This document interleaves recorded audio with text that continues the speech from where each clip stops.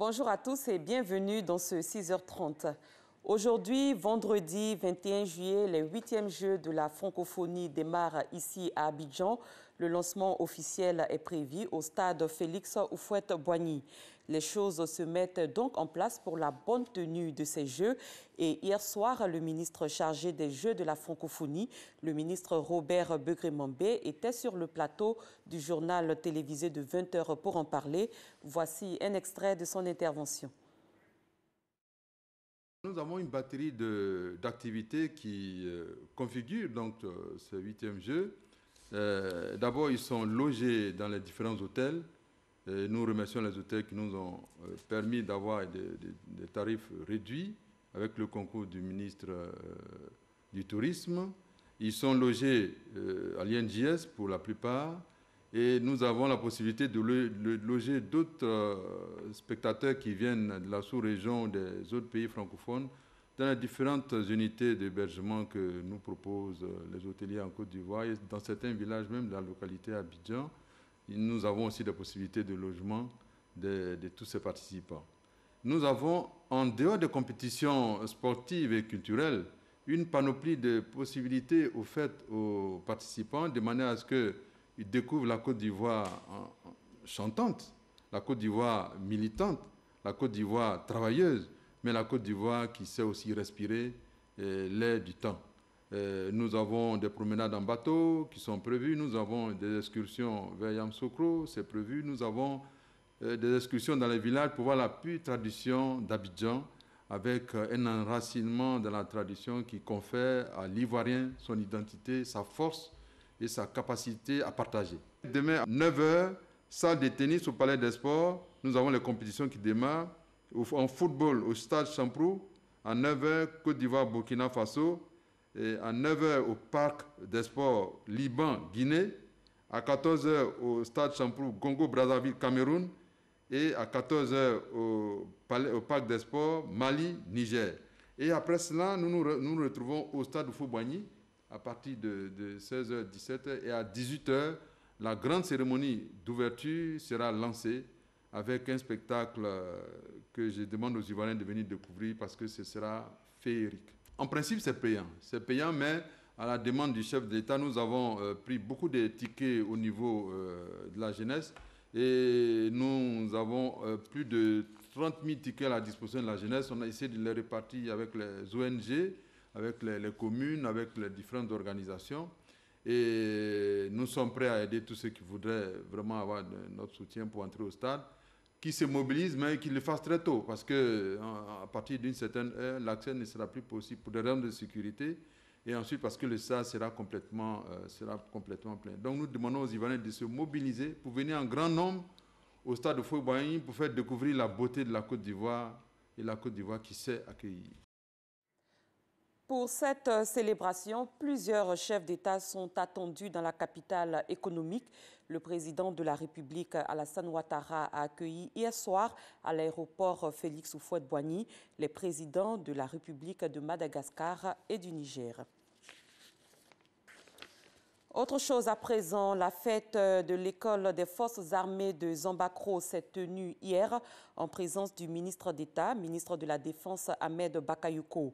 Le représentant du président de la République a procédé au baptême de la 48e promotion dénommée Abnégation des élèves officiers d'active au nombre de 80, dont 62 de la Côte d'Ivoire et 18 des pays frères et amis, suivi de la remise d'épaulettes aux élèves officiers de la promotion Probité. À cette occasion, la 11e promotion des médecins élèves officiers et la 13e promotion des élèves officiers issus des rangs ont été promus officiers. Nouvellement nommé au ministère des Eaux et Forêts, le ministre Alain Richard Donwayi a passé la main au nouveau ministre d'État, ministre de la Défense Ahmed Bakayoko. Une passation de charge au ministère de la Défense sous la supervision du secrétaire général du gouvernement. Le ministre sortant a fait le point des actions réalisées à la tête de ce département. Le ministre d'État Ahmed Bakayoko a invité les officiers supérieurs à l'aider à mettre l'accent sur la discipline afin de bâtir une armée modèle et républicaine. Après le ministère de la Défense, cap a été mis sur le cabinet du ministère de l'Intérieur et de la Sécurité, où le nouveau ministre a reçu des mains du ministre sortant les dossiers portant entre autres sur l'administration du territoire, la sécurité et l'identification des populations. Le nouveau ministre a pris l'engagement de relever le défi de la sécurité. La première dame ivoirienne encourage l'excellence académique. Dominique Ouattara a rencontré hier les meilleurs élèves des 8 régions des pays. Ces adolescents, dont l'âge varie entre 14 et 17 ans, ont obtenu des moyennes annuelles allant de 16 à 18. La première dame leur a offert des vacances en France.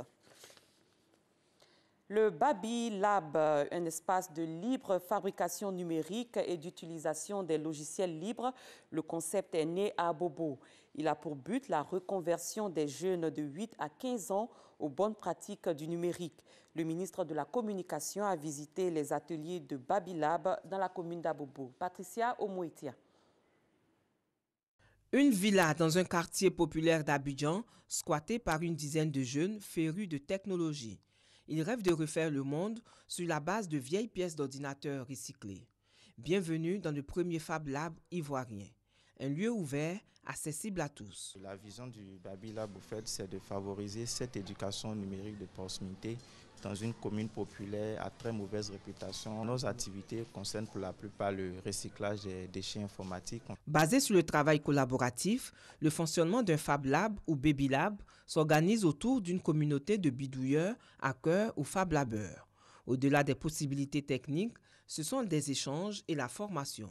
Je suis venu ici pour apprendre l'informatique, le code informatique, de la robotique, le Scratch et les HTML, CSS. Je veux me spécialiser plus concrètement dans l'informatique parce que je trouve que maintenant, l'informatique est partout dans le monde. On ne fait rien sans l'informatique. Un concept marqué par un désir de partager des savoirs et une volonté d'entreprendre librement qui a séduit le ministre de la Communication dans la découverte des Fab Labs et du groupe de la jeunesse numérique, de jeunes talents qui rivalisent de projets innovants. Nous venons d'Abobo, où nous avons là aussi eu l'occasion de voir un projet que je salue personnellement parce que c'est un projet qui est parti de presque rien, d'accompagnement d'enfants.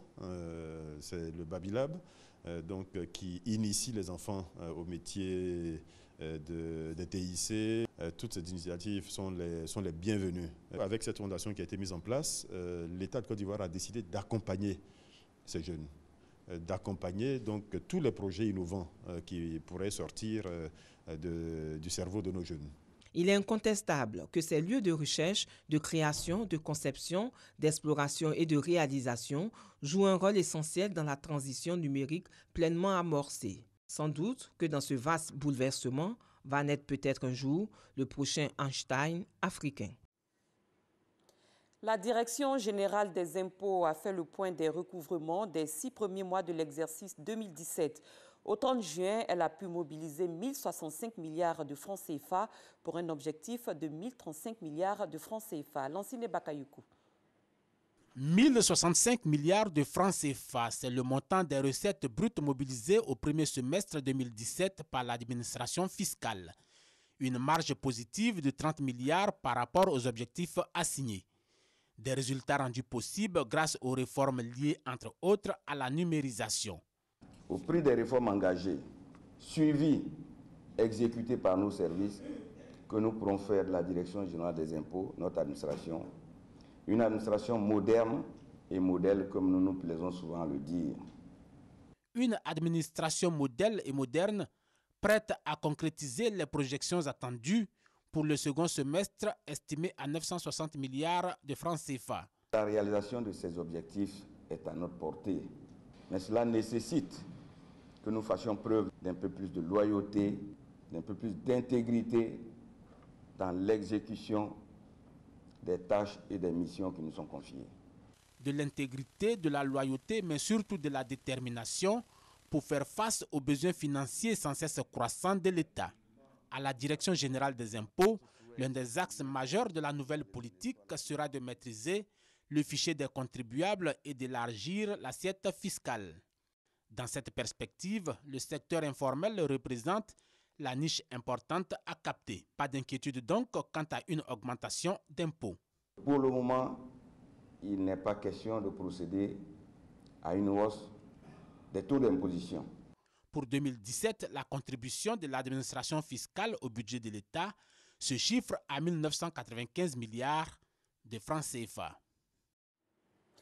2 jours durant, 135 participants, membres et acteurs techniques de la Direction générale du Trésor et de la comptabilité publique vont évaluer le plan stratégique de développement PSD 2016-2020, 9 mois après sa mise en œuvre. Ce plan compte 17 projets d'action qui visent à gagner le pari de la performance au niveau de la gestion administrative. Les travaux se tiennent à l'hôtel président de Yamoussoukro. Le directeur général du Trésor et de la comptabilité publique a annoncé la production d'un diagnostic sans complaisance.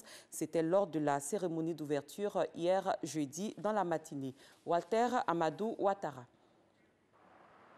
En septembre 2016, à Yamoussoukro, la Direction générale du Trésor et de la comptabilité publique a adopté de façon consensuelle une matrice d'action relative à son plan stratégique de développement PSD. 9 mois après le lancement de ces activités, quels sont les résultats obtenus? Toujours à Yamoussoukro, c'est pour répondre à cette question que sont en conclave 135 personnes. Ces personnes font ici le bilan du plan stratégique de développement. À la cérémonie d'ouverture, ce jeudi à l'hôtel président, Assao Ekonan Jacques, directeur général du Trésor et de la comptabilité publique, a souhaité la production d'un document. J'attends de vous, au cours de ce séminaire, de produire un diagnostic sans complaisance de l'exécution du PSD en mettant en exergue les acquis et en relevant surtout les imperfections constatées afin d'y remédier dans les meilleurs délais. Gagner le pari de la performance est l'objectif que s'assigne la Direction du Trésor et de la comptabilité publique. Pour ses responsables, le plan stratégique de développement 2016-2020 constitue la boussole pour y parvenir. Ce plan comporte 17 projets, entre autres l'optimisation de la mobilisation des ressources sur le marché financier, l'opérationnalisation du compte unique du Trésor, la mise en conformité du système d'information comptable. En attendant les résultats de l'évaluation, les travaux se poursuivent et vont durer 48 heures. À l'étranger, un séisme de magnitude 6 a frappé ce vendredi les îles grecques du sud-est de la mer Égée à 1h31 heure locale. Il a fait 2 morts à Kos, sans doute des touristes, en cette pleine saison estivale et plus de 100 blessés. Il a aussi été fortement ressenti en Turquie. Des dizaines de milliers de Polonais ont manifesté hier soir dans tout le pays après que les députés ont voté une réforme controversée de la Cour suprême. Réforme qui donne au ministre de la Cour les moyens d'influencer le travail de la Cour suprême.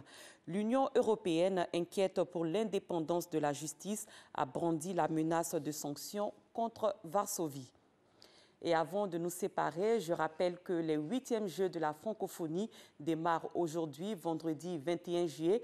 La cérémonie officielle est prévue sur le coup de 18 h au stade Félix Houphouët-Boigny. C'est la fin de cette édition. Merci de l'avoir suivi. Très bon début de journée à tous et à toutes.